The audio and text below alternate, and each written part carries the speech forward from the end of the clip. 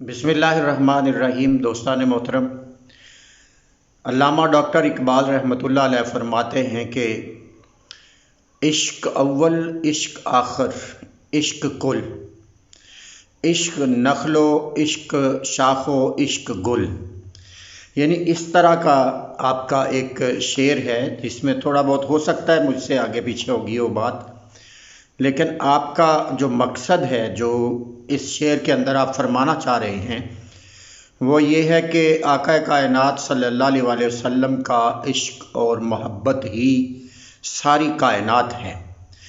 अगर किसी के दिल में इश्क रसूल सल्लल्लाहु अलैहि वसल्लम नहीं है तो वो दुनिया में ही गोया के नहीं है, और जो उसका दुनिया की किसी चीज़ में शुमार ही नहीं होता तो वो बिल्कुल खाली है, बिल्कुल फारग है। तो अब सवाल पैदा होता है कि ये जो इश्क है ये तो उस चीज़ के साथ इंसान को होता है कि जिस चीज़ को बंदा खुद अपनी आँखों से देखता है, या फिर कम अज़ कम उस हस्ती के, उस ज़ात के हाल और अहवाल को कसरत के साथ सुनता है, तो फिर उसकी खूबसूरत बातें, खूबसूरत सीरत, खूबसूरत चेहरा, खूबसूरत खद्दोखाल को सुनकर, देखकर बंदे को उस ज़ात के साथ मोहब्बत और प्यार होता है। और अगर हम आका अलैहिस्सलातु वस्सलाम के साथ मोहब्बत और इश्क पैदा करना चाहते हैं अपने क़ुलूब व अज़हान के अंदर, तो फिर इश्क रसूल सल्लल्लाहु अलैहि वसल्लम भी हमारे दिलों में उसी तरह पैदा होगा जिस तरह आप देखते हैं कि किसी चीज़, कोई खूबसूरत चीज़ है तो वो आपको प्यारी लगने लग जाती है, और जब आप कसरत के साथ उसको देखते हैं तो आहिस्ता आहिस्ता मोहब्बत हो जाती है, और जब मोहब्बत और बढ़ती है, शिद्दत इख्तियार कर लेती है, तो इंसान के दिल में उस चीज़ का, उस शख्सियत का इश्क पैदा हो जाता है। अब सवाल पैदा होता है कि हुजूर नबी करीम सल्लल्लाहु अलैहि वसल्लम का इश्क, जो कि बंदा मोमिन की मेराज भी है, बंदा मोमिन के दिल की, ईमान की असल पहचान है, और ईमान ही इश्क रसूल सल्लल्लाहु अलैहि वसल्लम और मोहब्बत रसूल सल्लल्लाहु अलैहि वसल्लम है। और पिछली वीडियो में मैं ये भी अर्ज़ कर चुका हूँ कि मोहब्बत किसी अमल का नाम नहीं है और किसी दावे का नाम भी नहीं है। मोहब्बत सिर्फ़ और सिर्फ़ बंदे के दिल की एक हालत और कैफियत का नाम है। अगर बंदे के दिल की हालत महबूब के ज़िक्र के आने पर तब्दील हो तो बंदे के दिल की कैफियत में इज़्तिराब पैदा हो, हलचल पैदा हो, कुछ पहले से मुख्तलिफ हो जाए, महबूब का ज़िक्र आने पर, किसी शख्स का ज़िक्र आने पर, किसी ज़ात का ज़िक्र आने पर, किसी चीज़ का ज़िक्र आने पर अगर बंदे की दिल की कैफियत बदल जाए, तब्दील हो जाए, तो उसको मोहब्बत कहते हैं। जैसे मैंने कहा था कि माँ अपने बेटे के लिए इज़्तिराब में आ जाती है, बड़ा भाई छोटे के लिए, वालिद अपने बच्चों के लिए, और बच्चे अपने वालिद के लिए, ये जो एक ताल्लुक़ है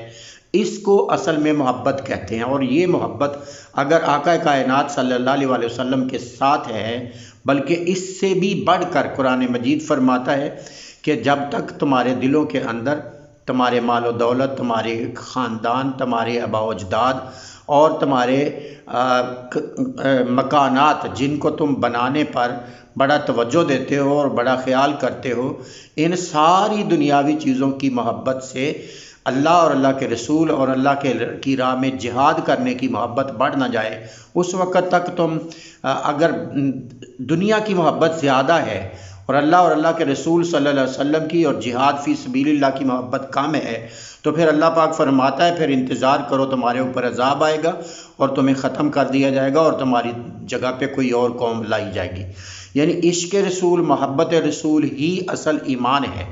जिस दिल में मोहब्बत रसूल है उसी दिल में अल्लाह की मोहब्बत आती है, और वही दिल, उसी दिल में दीन की खिदमत का जज्बा पैदा होता है। تو بیسک اور بنیادی چیز حضور تاجدار کائنات صلی اللہ علیہ وسلم کی محبت ہے۔ اب سوال پیدا ہوتا ہے کہ حضور سے اگر ہم نے محبت کرنی ہے اور اپنے دل میں محبت پیدا کرنی ہے تو پھر اس محبت کو وہ کیسے پیدا ہوگی؟ تو واضح ہے، اب حضور نبی کریم صلی اللہ علیہ وسلم ہمارے سامنے تو موجود اس طرح نہیں ہیں جس طرح ظاہراً ہم اپنی سر کی آنکھوں سے دیکھ سکیں، ایسا تو ممکن نہیں ہے۔ اور آقا کائنات صلی اللہ علیہ وسلم کا شہر مدینہ ہے یا شہر مکہ ہے جہاں حضور پھرتے رہے ہیں، جہاں حضور صلی اللہ علیہ وسلم کے تلوے مبارک اور قدمین مبارک لگے ہیں۔ نہ ہی ہر کوئی ان شہروں کو دیکھ سکتا ہے جہاں حضور رہے ہیں، تو ان کو دیکھ کر بھی بندے کے دل کے اندر محبت پیدا ہوتی۔ تو اگر عام آدمی حضور تاجدار کائنات صلی اللہ علیہ وسلم کی محبت دل میں پیدا کرنا چاہتا ہے تو پھر وہ کیا کرے؟ پھر اس کا ایک ہی حل ہے، اور وہ اس سے اچھا کوئی اور حل نہیں ہے کہ بندہ حضور نبی کریم صلی اللہ علیہ وسلم کی سیرت مبارکہ کا کثرت کے ساتھ مطالعہ کرے اور آقا کائنات صلی اللہ علیہ وسلم کی باتیں کثرت کے ساتھ سنے، حضور تاجدار کائنات صلی اللہ علیہ وسلم کے چہرہ مبارک کے بیان کو سنے اور پڑھے، اور آقا کائنات صلی اللہ علیہ وسلم کا جسم انور کیسا تھا اس پہ باتیں سنے اور احادیث کا مطالعہ کرے،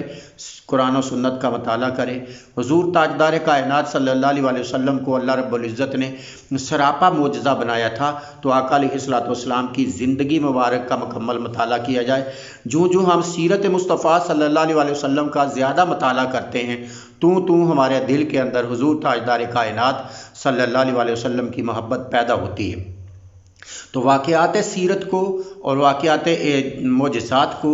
سننے سے اور پڑھنے سے ہمارے دلوں کے اندر محبت رسول صلی اللہ علیہ وسلم پیدا ہوتی ہے۔ نعت سننے سے، نعت پڑھنے سے حضور نبی کریم صلی اللہ علیہ وسلم کی محبت پیدا ہوتی ہے۔ درود پڑھنے سے، درود پاک پڑھانے سے اور درود پاک کو فروغ دینے سے بندے کے دل کے اندر حضور تاجدار کائنات صلی اللہ علیہ وسلم کی محبت پیدا ہوتی ہے۔ ایک حدیث پاک میں حضور نبی کریم صلی اللہ علیہ وسلم کے دست مبارک، ہاتھ مبارک کی معجزات میں سے آج آپ کو سنانا چاہتا ہوں، مجھے بہت اچھی لگی، میں نے کہا آپ سے بھی اب میں وہ حدیث پاک شیئر کر دوں۔ تو راوی بیان کرتے ہیں کہ ایک حضور نبی کریم صلی اللہ علیہ وسلم جمعہ کا خطبہ ارشاد فرما رہے تھے، اور ایک دیہات سے ایک بندہ آیا، اس نے جمعے کے خطبے کے بعد یا پہلے یا دوران حضور نبی کریم صلی اللہ علیہ وسلم سے عرض کیا، یا رسول اللہ ہمارے مال مویشی مر گئے، بھوک سے، پیاس سے، بارش نہیں ہوئی۔ تو آقا علیہ السلام نے ہاتھ اٹھا کر آقا علیہ السلام نے دعا فرمائی۔ جب جو ہی دعا فرمائی تو چاروں طرف سے سمٹ کر بادل مدینہ طیبہ پر اکٹھے ہو گئے اور بارش ہونا شروع ہو گئی۔ ہفتہ پورا گزر گیا، وہی دن آیا، جمعے کا دن دوبارہ آیا، تو ایک صحابی اور یا وہی صحابی کھڑے ہوئے اور انہوں نے کہا کہ حالانکہ یا رسول اللہ ہم ہلاک ہو گئے اور چاروں طرف سے بہت زیادہ ہمارے اوپر بارش ہو گئی ہے، پانی بہت زیادہ ہو گیا ہے، ہمارے اب پانی کی کثرت کی وجہ سے زندگی دوبر ہو رہی ہے۔ تو آقا علیہ السلام نے ایسے ہاتھ اٹھایا، انگلی مبارک اٹھائی اور بادل کو اشارہ فرمایا کہ اے بادل ہمارے مدینہ پر نہ برس، مدینہ سے باہر بستیوں پر برس۔ تو لوگوں نے، دنیا نے دیکھا کہ جو تاجدار کائنات صلی اللہ علیہ وسلم کی انگلی مبارک ایسے گھومی تو آقا علیہ السلام کی انگلی مبارک کے ساتھ ہی جو بادل تھا وہ چھٹ گیا، اور جس طرح رات کو چاند نکل آتا ہے اس طرح آسمان پر بادلوں کے اندر سے مدینہ طیبہ کے اوپر والا جو ماحول تھا وہ چاند کی طرح کلیئر ہو گیا۔ تو یہ اس طرح کی باتیں اگر ہم سنتے ہیں اور آقا علیہ السلام کے دست مبارک کی باتیں، حضور تاجدار کائنات کی زبان اقدس کی باتیں، چہرہ اقدس کی باتیں، آقا علیہ السلام کے اٹھنے بیٹھنے کی اور لوگوں سے ملاقات کرنے کی، باتیں کرنے کی، گفتگو کرنے کی، اگر ہم باتیں کثرت کے ساتھ سنتے ہیں تو حضور نبی کریم صلی اللہ علیہ وسلم